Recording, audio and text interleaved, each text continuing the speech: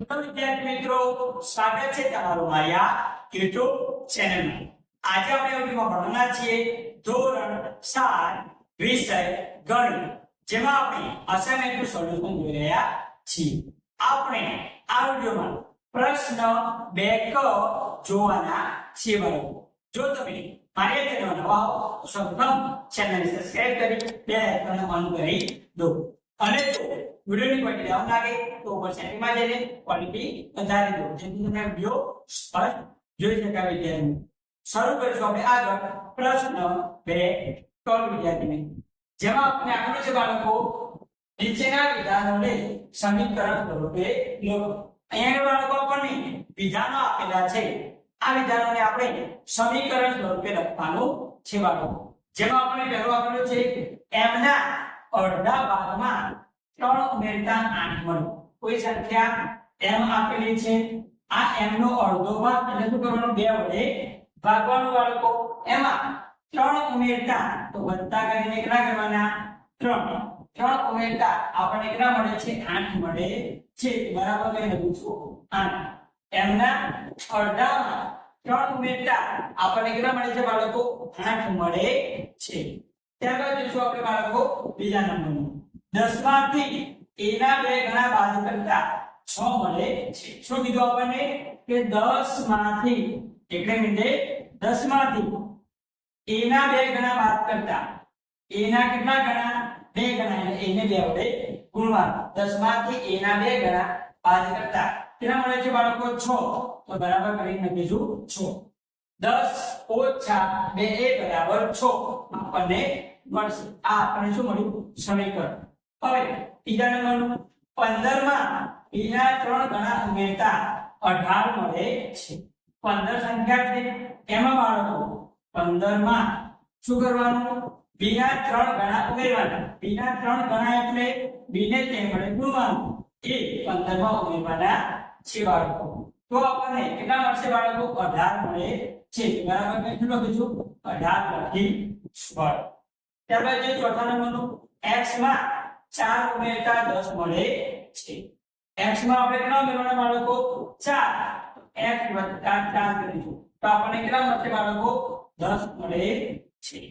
ત્યારબાદ જોઈએ આપણે આગળ, y માંથી 3 બાદ કરતા 6 મળે છે. y માંથી કેટલા બાદ કરતા, 6, સોરી, y માંથી 3 બાદ કરતા કેટલા મળે છે, 6.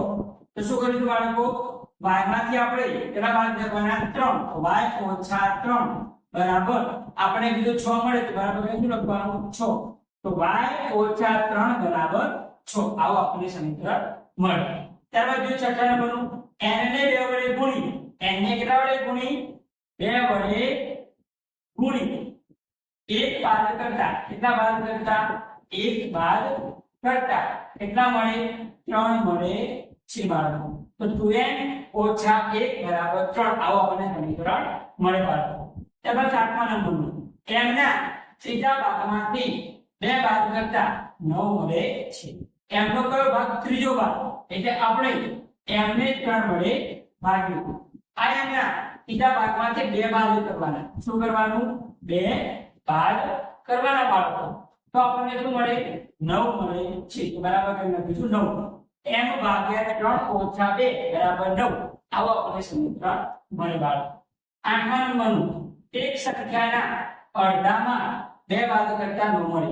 શું કીધું આપણને, એક સંખ્યા, ધારો કે સંખ્યા x છે, એના અડધામાં, અડધું એટલે 2 વડે ભાગવાનું. તો આપણે x ને શું કરીશું, 2 વડે ભાગીશું. બસ એના અડધામાં 2 બાદ કરતા તો ઓછા 2 કેટલા મળે છે આપણને, 9 મળે છે. તો બરાબર શું લખીશું બાળકો, 9. તો કોઈ સંખ્યા હતી એને આપણે એના અડધામાં 2 બાદ કરીએ તો આપણને 9 મળે. તો x ભાગ્યા 2 ઓછા x ભાગ્યા 2 ઓછા 2 બરાબર 9. આવો આપણને વિધાન મળે બાળકો. ત્યારબાદ જોઈએ 9મા નંબરનું, x ના 2 ગણા અને 5 નો સરવાળો 15 થાય. x ના કેટલા ગણા, 2 ગણા, એટલે x ને આપણે શું કરવાનું બાળકો, 2 વડે ગુણવાનું. ત્યારબાદ શું કીધું, x ના 2 ગણા ને 5 નો સરવાળો, તો વત્તા 5 બરાબર કેટલા થાય, 15 થાય બાળકો. તો આપણને સમીકરણ આવું મળ્યું, 2x + 5 = 15 બાળકો. ત્યારબાદ બીજો 10મા નંબર એક સંખ્યાના 4 ગણામાંથી 1 બાદ કરતા 27 મળે.